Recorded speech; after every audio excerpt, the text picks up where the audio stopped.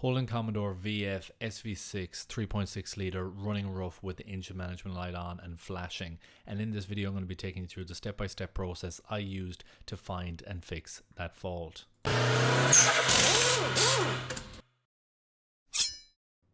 Upon initial scan of the vehicle, the following fault codes were stored: P0300 Random misfire detected, P135B Ignition coil supply voltage circuit bank 2, and P2303 Ignition coil 2 control circuit low voltage. After getting that information, I then pull up the live data and I want to see the misfire counter. And as you can see in this clip here, cylinders 2, 4 and 6 on that misfire counter, which is the left hand bank, are showing that they're constantly misfiring, which leads me on to my next test on this one.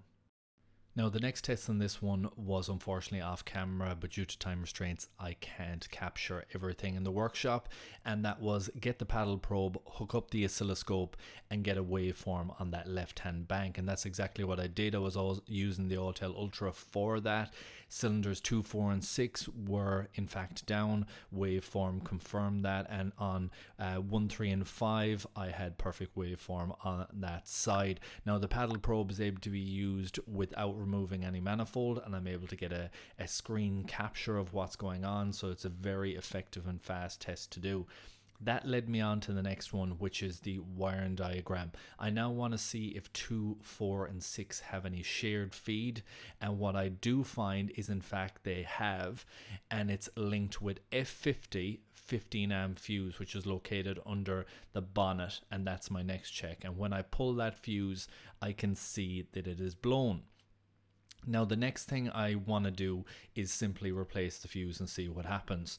It could blow straight away, it may not. We check it and it does blow, so it instantly blows.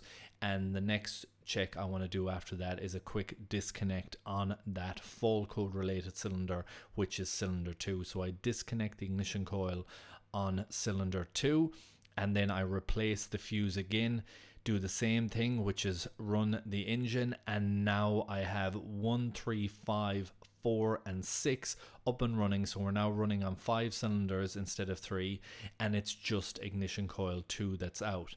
That gives me a clear indication as to what's going on.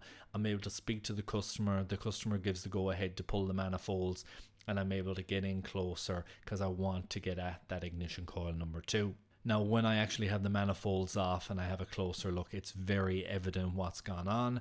This ignition coil has completely shorted out. There is a horrendous smell that comes once I pull that cylinder 2 out. It's a real toxic type burning smell that comes when those heat up excessively and burn through like that, and there's cracking on the top side that's actually visible as well.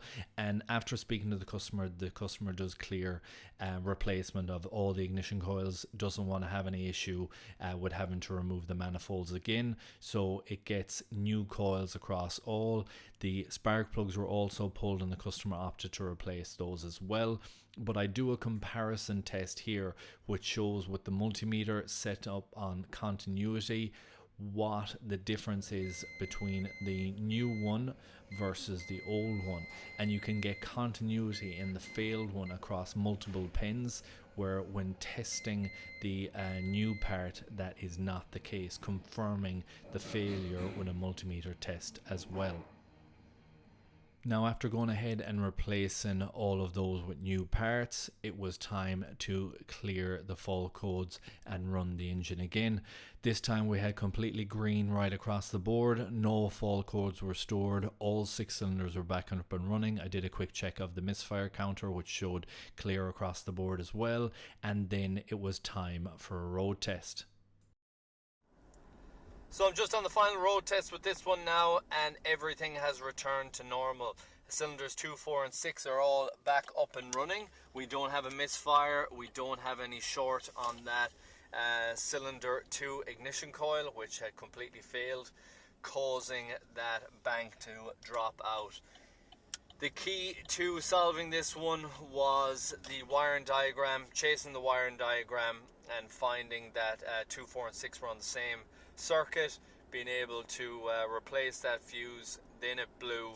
disconnecting that coil, reinstalling a new fuse, and no issues after that. So it was running off 5 cylinders, and two was out, but 4 and 6 were fine.